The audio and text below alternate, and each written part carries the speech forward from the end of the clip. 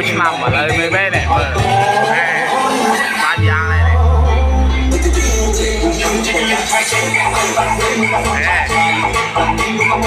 បាច់តាមឡាប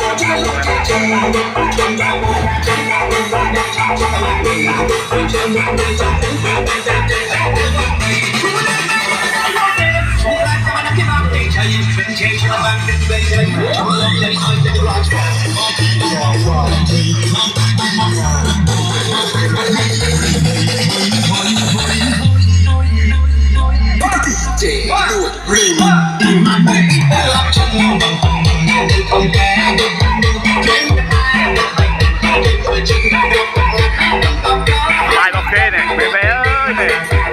នៅស្រែចង់នៅពុកចង់Hãy